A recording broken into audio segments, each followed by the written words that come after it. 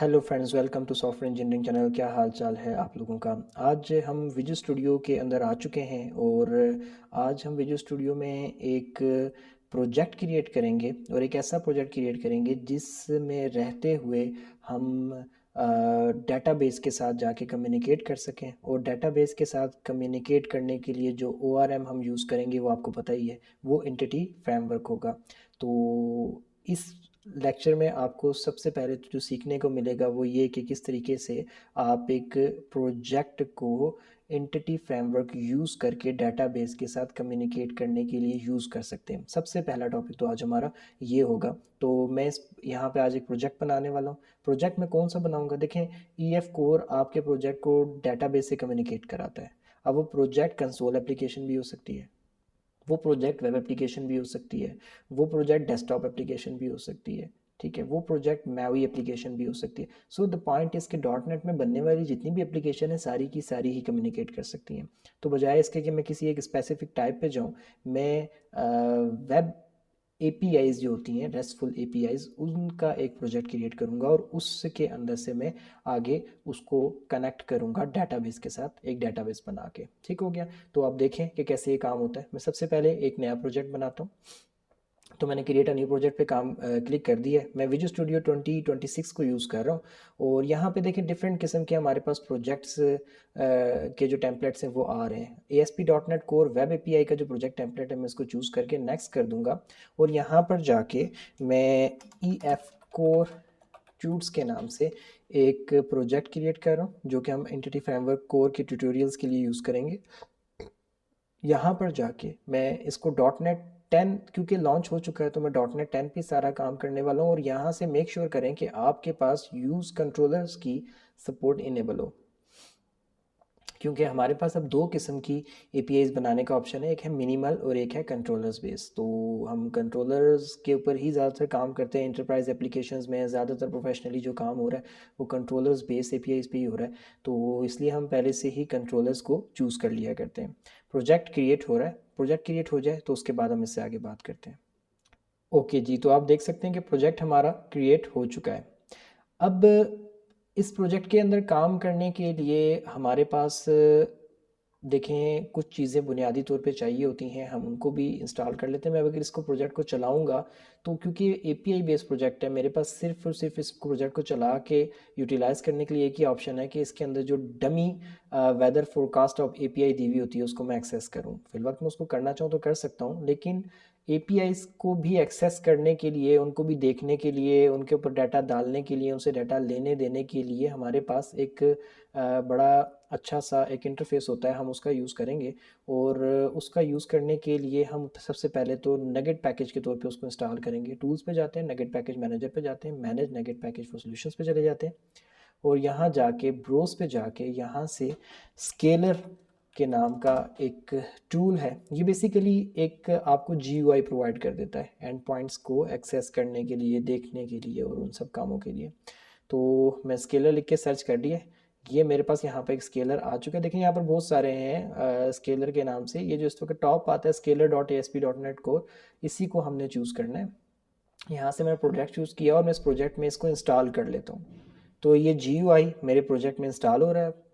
यहाँ पे पूछेगा, मैं इसको अप्लाई कर दूँगा और उसके बाद फिनिश हो चुका है। अब देखें ये इंस्टॉल हो चुका है मेरे पास एक स्केलर जो है। नहीं, अभी नहीं हुआ, सॉरी। दोबारा से इंस्टॉल पे क्लिक करते हैं, अप्लाई करते हैं और wait for it. Okay, again finish.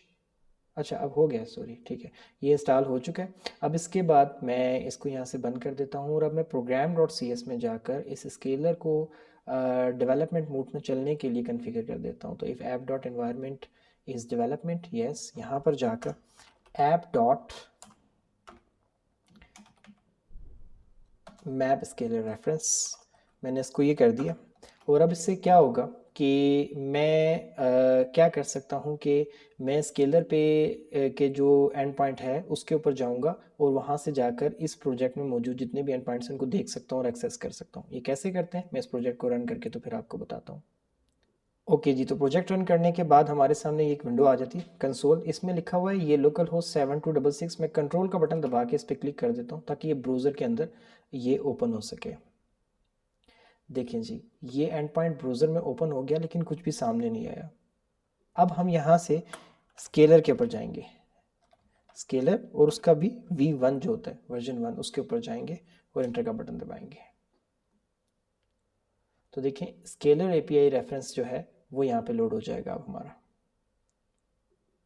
देखें जी, ये लोड हो चुका है और अब हमें यहाँ से इस इंटरफेस में रहते हुए इस प्रोजेक्ट में मौजूद सारी एपीआईज देखने का ऑप्शन भी मिल जाएगा, उनको एक्सेस करने का ऑप्शन भी मिल जाएगा। मिसाल के तौर पे हर एक प्रोजेक्ट में जब आप यहाँ पे डॉट नेट में प्रोजेक्ट बनाते हैं, वहाँ पे वेदर फोरकास्ट गेट करने की एक एंड पॉइंट पड़ा होता है जिससे आप टेस्टिंग कर सकते हैं। मैंने इस पर क्लिक किया, ये एंड पॉइंट यहाँ पे लिखा हुआ सामने आ गया। मैं इसको टेस्ट करना चाहता हूँ, इस पर क्लिक करके मैं यहाँ से सेंड करूँगा तो यहाँ से मुझे डाटा मिल जाएगा। तो अब यहाँ तक तो हमने इसको कन्फिगर कर लिया। स्केलर हमारा इंस्टॉल हो चुका है प्रोजेक्ट के अंदर और ये अब हमारे एंड पॉइंट्स को दिखाने के लिए रेडी है। हम इसमें एक छोटी सी चेंजिंग और भी कर लेते हैं, ऐप डॉट मैप गेट, और मैंने इसको यहाँ से जाके रीडायरेक्ट टू स्केलर V1, ये मैंने इसलिए लिख दिया। अभी आपको हम दिखा देता हूँ कि मैंने किस लिए लिख दिया, अभी आपको आइडिया हो जाएगा।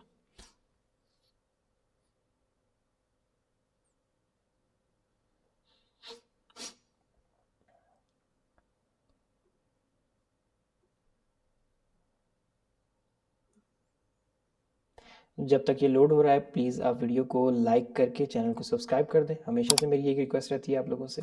ओके, सो अब ये लोड हो चुका है। अब मैं इस लिंक पे जाता हूँ। अब जब मैंने इस लिंक को खोला है तो होगा क्या कि ये जब लिंक लोड हो रहा होगा, वेट फॉर इट, मैं आपको बताता हूँ कि मैंने क्या करना चाहा है। ये करना चाहा है मैंने, मुझे दोबारा से लिंक के आगे / करके स्केलर और / करके V1 लिखने की ज़रूरत नहीं पड़ी। लिंक डायरेक्टली यहीं से ही जाके लोड हो गया। So this is perfect. अब मैं इसके अंदर एक चेंजिंग और करने जा रहा हूँ, और वो चेंजिंग क्या है मैं एक एक स्टेप कर करके आपको साथ साथ दिखा रहा हूँ। और मैं यहाँ से प्रॉपर्टीज़ में जाता हूँ, लॉन्च सेटिंग, जो ऐप की लॉन्च सेटिंग है इसमें चला जाता हूँ, और इसके अंदर जाकर HTTPS, क्योंकि मैंने टॉप से चूज़ किया हुआ है तो मैं HTTPS की सेटिंग में जाता हूँ और लॉन्च ब्राउज़र का ऑप्शन इसने फॉल्स किया हुआ है, मैं इसको कहता हूँ ट्रू कर दो। यानी कि मैं इसको अलाउ कर रहा हूँ कि तुम मेरा वेट ना किया करो कि कंसोल एप्लीकेशन आए फिर मैं वहाँ से कंट्रोल दबा के तो लिंक पे क्लिक करूँ तो फिर तुम उसको ओपन करो। जब मैं तुम्हें यहाँ से इसको रन कर रहा हूँ प्रोजेक्ट को, तुम ऑटोमेटिकली ब्राउज़र को लॉन्च कर दिया करो। तो अब लेट्स सी, देखते हैं कि ये ब्राउज़र को लॉन्च करता है या नहीं करता।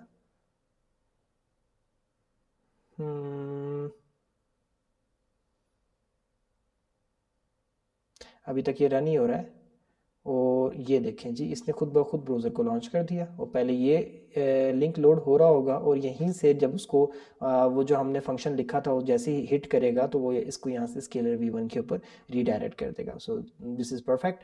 अब हमारा ये काम तो यहाँ तक हो गया। अब ये लिंक भी बेसिकली यहाँ पे आ गया लेकिन हम फिलहाल इसको इग्नोर ही करेंगे। अब ये वेदर फोरकास्ट का एंड पॉइंट यहाँ पे शो हो रहा है, हाल तो कि हमारे किसी काम का नहीं है लेकिन हम आगे चल के इसको बाद में रिमूव कर देंगे। तो ये तो सबसे पहली कन्फिग्रेशन हो गई। अब इससे आगे हम चलते हैं। अब इसको हम यहाँ से बंद करते हैं और इधर से बंद करके इसको हम आगे लेके चलते हैं। किधर जी, हम आगे चलते हैं अब कि हम डेटाबेस के साथ कम्युनिकेट करना चाहते हैं। तो डेटाबेस से कम्युनिकेट करने के लिए हमें क्या रिक्वायर्ड है, हमें डेटाबेस से कम्युनिकेट करने के लिए रिक्वायर्ड है कुछ नगेट पैकेजेस, जिसमें जो कि बेसिकली EF कोर के हैं। नगेट पैकेज मैनेजर पे जाते हैं, मैनेज नगेट पैकेज पे जाते हैं, और अब यहाँ पे माइक्रोसॉफ्ट आप एंटिटी, अच्छा जो लिख चुके होते हो तो वो खुद ब खुद आने लग जाता है। मैंने डॉट एंटिटी लिखा है तो इसकी बेस पे सारे के सारे खुद ही आ जाएंगे। ये भी बल्कि मैंने लिखा नहीं है, इससे पहले कभी कोई और प्रोजेक्ट बनाते हुए लिखा होगा तो वहाँ से आ रहे हैं। अब ये देखें यहाँ पर एंटिटी फ्रेमवर्क कोर के जितने भी हैं ना आ गए। हमें सबसे पहले तो Microsoft dot entity framework core tool चाहिए। अच्छा, एक चीज़ को मेक श्योर करिएगा कि जब भी आप एंटिटी फ्रेमवर्क कोर को इंस्टॉल कर रहे होंगे अपने प्रोजेक्ट में नगेट पैकेज को, तो अगर आपका प्रोजेक्ट .NET 10 पे चल रहा है तो जो उसका नगेट पैकेज का या किसी भी पैकेज का जो वर्जन है वो भी यहाँ से 10 पॉइंट समथिंग समथिंग होना चाहिए। अगर आपका प्रोजेक्ट लेट से 8 पे चल रहा है तो I will not recommend you कि आप EF कोर का 10 वर्जन कर लें। बेहतर यह है कि आप यहाँ से नीचे जाएं और यहाँ से 8 की सीरीज़ का जो लेटेस्ट तरीन है उसको चूज़ करें। तो मैं क्योंकि ऑलरेडी .NET 10 पे हूँ, आपको पता है, तो जो इसका लेटेस्ट वर्जन है मैं वही चूज़ करूँगा। मैं इसको सेलेक्ट करता हूँ और इंस्टॉल का बटन दबा देता हूँ। मैंने 4 पैकेजेस टोटली इंस्टॉल करने, आप उनके नाम साथ साथ देखते चले जाइएगा। इस वक्त जो मैं कर रहा हूँ Microsoft dot entity framework core कर रहा हूँ। ये इंस्टॉल हो चुका है। अब इसके बाद मैं दोबारा से आगे चलता हूँ और कोर को कर लेने के बाद Microsoft dot entity framework core dot design को करना है। इसको चूज़ किया। इसको चूज़ करने के बाद दोबारा से इंस्टॉल का बटन दबा दिया।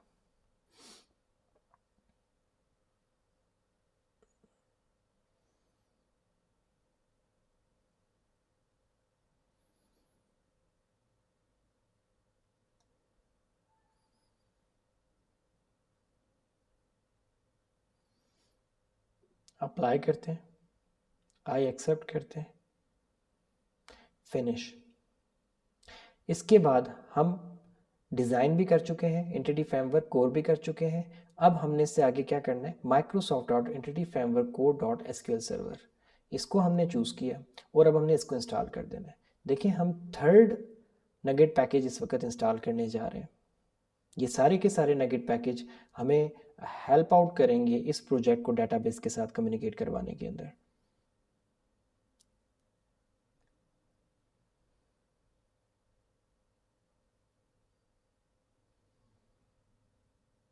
अब हम इसके बाद टूल का एक पैकेज है Microsoft dot entity framework core dot tool, इसको आप चूज़ करें और इंस्टॉल कर दें।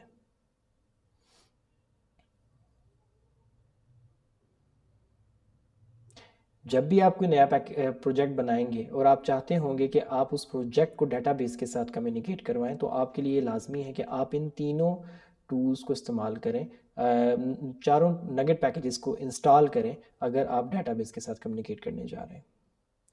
चारों पैकेजेस इंस्टॉल हो चुके हैं। इंस्टॉल पैकेज का ऑप्शन जो होता है उसके ऊपर ग्रीन ऑप्शन हमेशा आ जाया करता है, ग्रीन डॉट आ जाया करता है। इस पे आके गायब हो गया, थोड़ी देर में दोबारा आ जाएगा।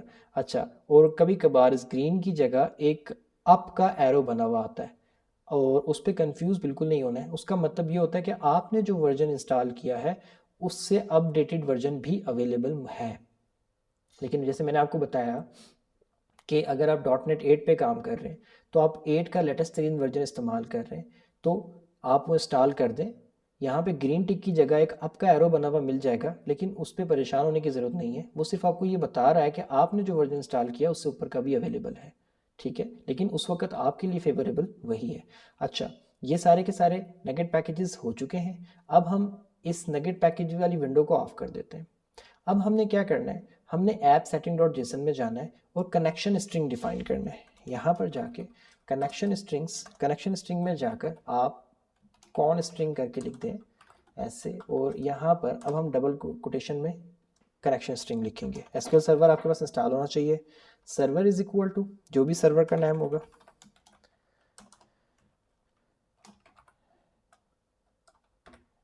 Database is equal to database name, trusted underscore connection is equal to true, encrypt is equal to false। ये बहुत से कनेक्शन स्ट्रिंग लिखने वाले बहुत से तरीकों में से एक तरीका है। डेटाबेस का नाम क्या होगा और सर्वर का नाम क्या होगा वो अब हम जाकर SSMS यानी कि SQL server minus management studio को ओपन करके वहां से ले लेंगे। SQL server management studio open हो रहा है। ओके, यहाँ पर ओपन होने के बाद सामने ही हमारे सर्वर का नाम आ चुका है। हमने जैसे सर्वर नाम कॉपी करना है और इस सर्वर नेम को और चेक करने के लिए आप यहाँ से कनेक्ट का बटन दबा के यहाँ पे चेक भी कर सकते हैं कि आपके पास डेटाबेसेस की लिस्ट आ रही है या नहीं। अगर ये सर्वर का नाम करेक्ट है तो यहाँ पे ये लिस्ट आ जाएगी। नाम हम कॉपी कर चुके हैं। अब हम वापस यहाँ जाएंगे और सर्वर नेम को यहाँ पे हम रिप्लेस लगा देंगे अपने एक्चुअल नेम से। इसके बाद डेटाबेस का नाम आप जो भी रखना चाहें वो आप यहाँ पे रख सकते हैं। क्योंकि हमारे प्रोजेक्ट का नाम EF कोर ट्यूट्स है तो मैं इसको EF कोर ट्यूट्स DB कर दूंगा। मैंने डेटाबेस का नाम सेट कर दिया। अब इसके बाद मैंने अपने प्रोजेक्ट में एक फोल्डर बनाना है, जिस फोल्डर का नाम मैं रखूंगा डाटा, और इस फोल्डर के अंदर मैंने एक क्लास बनानी है। मैं इस क्लास का नाम कुछ भी रख सकता हूँ। मैं इस क्लास का नाम EF कोर भी रख सकता हूँ। मैं इस क्लास का नाम लेट्स से हमाद यानी कि अपने नाम पे भी रख सकता हूँ। मैं इस क्लास का नाम सिंपली ऐप भी रख सकता हूँ। बट मैं इस चीज़ को मेक श्योर करूँगा कि मैं जो भी नाम रखूँ मैं उस नाम के आगे DB कॉन्टेक्स्ट को लाजमी जोड़ूँ। ये लिखने के बाद ऐड का बटन दबा दूंगा। मेरी ऐप DB कॉन्टेक्स्ट की क्लास तैयार हो चुकी है। मैं इस ऐप DB कॉन्टेक्स्ट क्लास को DB कॉन्टेक्स्ट क्लास से इनहेरिट करवाऊंगा। In case if you are thinking कि DB कॉन्टेक्स्ट क्लास कहाँ से आई, तो using Microsoft dot entity framework core से आई। और ये कहाँ से आया, ये आप लोगों को ऑलरेडी पता है कि ये कहाँ से आ रहा है। ये हमने नगेट पैकेज इंस्टॉल किया था। इसके बाद अब इस क्लास के अंदर मैं एक कंस्ट्रक्टर बनाऊंगा और उस कंस्ट्रक्टर के थ्रू DB कॉन्टेक्स्ट ऑप्शंस को कॉल करते हुए उन ऑप्शंस के अंदर अपनी ऐप DB कॉन्टेक्स्ट की क्लास पास करके यहाँ पे ऑप्शंस और वही ऑप्शन जो इसकी पेरेंट क्लास है उसको पास कर दूंगा।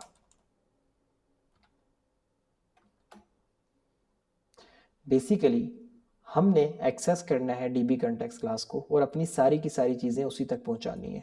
और हमारी ये app DB context child class यहाँ पर एज ए पैरामीटर चीज़ों को लेके पेरेंट क्लास तक पहुंचा रही है। अब इस सेटिंग के कर लेने के बाद आपके लिए ये लाजमी होता है कि आप कोई टेबल जो क्रिएट करना चाहते हैं अपनी बनाई हुई डेटाबेस में, उन टेबल्स के लिए क्लासेस तैयार करें। अब यही वो मॉडलिंग है जिसको ORM कहा जाता है। यही वो मैपिंग है जिसको ORM कहा जाता है, ऑब्जेक्ट रिलेशनल मैपिंग। अब ऑब्जेक्ट किसके होंगे, डेफिनेटली क्लासेस के। और वो कहाँ पे जाके मैप हो रहे होते हैं, आपकी डेटाबेस में टेबल्स के साथ। तो हर एक टेबल जो आप बनाना चाहते हैं आप उसके लिए एक क्लास तैयार करेंगे और उस क्लास के अंदर जो भी प्रॉपर्टीज़ होंगी वो आपके डेटाबेस में मौजूद टेबल की कॉलम्स बनेंगे। एग्जाम्पल के तौर पे मैं यहाँ पे क्लासेस बनाने के लिए सबसे पहले तो एक फ़ोल्डर बनाऊंगा और मैं उस फोल्डर को मॉडल्स का नाम दूंगा या मॉडल का नाम दे दूंगा। क्यों, क्योंकि ये सारी की सारी क्लासेस मॉडल क्लासेस हैं टेबल्स तैयार करने के लिए। मैं पहली क्लास तैयार करने जा रहा हूँ। मैं अगर एक टेबल बनाना चाहता हूँ यूज़र के नाम से तो मैं सबसे पहले यूज़र क्लास बना लूँगा। इस यूज़र क्लास के अंदर आने के बाद मैं यहाँ पर प्रॉपर्टीज़ बनाऊँगा, प्रॉप इंट ID जैसे कि टेबल में हुआ करती है, prop string name, prop string email, prop string उस यूज़र के लिए और कुछ लेट से उसका रोल क्या है वो कर देते हैं। दैट्स इट, काफ़ी है, हम तो वैसे भी एग्जांपल के तौर पे ले रहे हैं। अब जो यूज़र के लिए टेबल डेटाबेस में क्रिएट होगा उसमें ID नेम ईमेल और रोल नाम के 4 कॉलम्स होंगे और वो कॉलम जिसके अंदर आपने वर्ड ID यूज़ किया है वो ऑटोमेटिकली प्राइमरी की बन जाएगा। इससे पहले हम क्या किया करते थे कि हम इसके ऊपर की नाम की डाटा एनोटेशन लगा दिया करते थे, लेकिन अब इसको लगाने की कोई ज़रूरत फिल वक्त नहीं है। अगर आपके नाम से ये जाहिर हो रहा है कि ID है तो आपका EF कोर सिस्टम जो है वो ऑटोमेटिकली डेटाबेस में जाके इसको ID बना देगा। तो हमें फ़िलहाल डाटा एनोटेशन यूज़ करने की ज़रूरत नहीं है क्योंकि हमारे नाम से ही जाहिर है। अब क्योंकि इस मॉडल क्लास की बेस पे मैं डेटाबेस में एक टेबल बनाना चाहता हूँ तो मुझे उस क्लास में जाकर इसके बारे में बताना पड़ेगा, उस क्लास में जिस क्लास का काम है डेटाबेस से कम्युनिकेट करना। तो यहाँ पर मैं एक प्रॉपर्टी बनाऊंगा DB सेट टाइप की। DB सेट आपके टेबल को आपके प्रोजेक्ट में और आपके प्रोजेक्ट की क्लास को आपके डेटाबेस के टेबल में जाके रिप्रेजेंट कर रहा होता है। डीबी सेट बनाना है हमने यूज़र क्लास की बेस पे, और टेबल का नाम जो आप रखना चाहें वो आप इस प्रॉपर्टी का नाम रखते हैं। मिसाल के तौर पे मैं tbl_user कर देता हूँ। That's it. आपने अपने प्रोजेक्ट को कॉन्फ़िगर कर लिया है कि वो जाके डेटाबेस के साथ कम्युनिकेट कर सके। डेटाबेस किस सर्वर में है और डेटाबेस का नाम क्या कर रखना है, वो सारी चीज़ें आप ऐप सेटिंग से बता चुके हैं। आपने उसको ये भी बता दिया है कि तुमने ये टेबल जाके बनाना है वहाँ पर, और टेबल के लिए मॉडल क्लास जो है वो भी आपने डिफाइन कर दी है। जब आप ये सब कुछ चलाना चाहें तो आपके इस पूरे प्रोजेक्ट की मैन फाइल program.cs है, आपको यहाँ जाके इन सब चीज़ों को बताना पड़ता है। आपको अपनी ऐप डीबी क्लास को यहाँ जाके डिपेंडेंसी इंजेक्शंस के कंसेप्ट को इस्तेमाल करते हुए रजिस्टर कराना पड़ता है। अब हम यहाँ पर जाके ऐप को बिल्ड करने से पहले builder dot services dot app dB context को या फिर डीबी कॉन्टेक्स्ट को हम यहाँ से ऐड करेंगे। ऐड करके ऐड डीबी कॉन्टेक्स्ट करेंगे, और ऐड डीबी कॉन्टेक्स्ट करने के बाद हम उसको यहाँ पे बताएंगे कि वो जो डीबी कॉन्टेक्स्ट है वो ऐप डीबी कॉन्टेक्स्ट का है। और उसके बाद हम यहाँ जाके इसको बताएंगे कि तुम्हारे पास ऑप्शन है कि तुम यूज़ कर सको एसक्यूएल सर्वर को। और एसक्यूएल सर्वर कहाँ है, उसका कनेक्शन स्ट्रिंग क्या है, तो वो तो हमारे पास ऐप सेटिंग में है। तो हम यहाँ पर जाके स्ट्रिंग बना लेते हैं कॉन स्ट्रिंग के नाम से, या फिर आप चाहें तो पूरा भी लिख सकते हैं कनेक्शन स्ट्रिंग। कनेक्शन स्ट्रिंग लिखकर बिल्डर को बोलें कि कॉन्फ़िगरेशंस में से जाके गेट करे कनेक्शन स्ट्रिंग को। और कनेक्शन स्ट्रिंग क्योंकि हमने कॉन स्ट्रिंग के नाम से सेव किया हुआ है तो उसको उठा के इस वेरिएबल में ले आए, और इस वेरिएबल में पड़ी हुई वैल्यू यूज एसक्यूएल सर्वर के पास यहाँ पे पास कर दे। अब उसको कनेक्शन स्ट्रिंग मिल चुका है और वो डाटाबेस से कम्युनिकेट करने के लिए हमारा ये सिस्टम तैयार हो चुका है। इसके बाद अब हम जो अगला काम करेंगे वो डेफिनेटली अगली वीडियो में करेंगे, लेकिन यहाँ तक जो मैंने आपको काम करवाया, मैं आपसे ये उम्मीद रखता हूँ कि इस वीडियो के एंड होने तक आप ये सारे के सारे काम कर चुके होंगे। घुमा फिरा के हैं थोड़ी सी चीज़ें, मैं समझा रहा था इसलिए टाइम ज़्यादा लग रहा था। अगर मैं खुद कर रहा होता तो मैं 4 से 5 मिनट में ये सारा प्रोसेस कर गुजरता। आप भी इस वीडियो को देखें, इस प्रोसेस को समझें, और समझने के बाद नेक्स्ट वीडियो में हम जो अगला काम करेंगे वो समझें कि इस प्रोसेस का एंड है कि किस तरीके से आप डेटाबेस के अंदर आप अपना यूज़र टेबल बना सकते हैं। जाने से पहले मैं आपको ये दोबारा से रिक्वेस्ट करूँगा कि वीडियो को लाइक करें और चैनल को सब्सक्राइब करें। इसके साथ ही साथ मैं आपको एक बात और बताना चाहूँगा, और वो बात यह है कि अगर आप YouTube के ऊपर से कंफर्टेबली चीज़ों को नहीं सीख पा रहे हैं तो हम 1-to-1 लाइव क्लासेस भी प्रोवाइड करते हैं, जिसके अंदर मैं आपको लाइव आके जूम, गूगल मीट या माइक्रोसॉफ्ट टीम के ऊपर क्लासेस दूंगा। व्हाट्सएप नंबर आपके सामने, आप मुझसे रब्ता कर सकते हैं या फिर हमारी वेबसाइट को भी विजिट कर सकते हैं। दोबारा मिलते हैं नेक्स्ट वीडियो में, तब तक के लिए अल्लाह हाफिज़।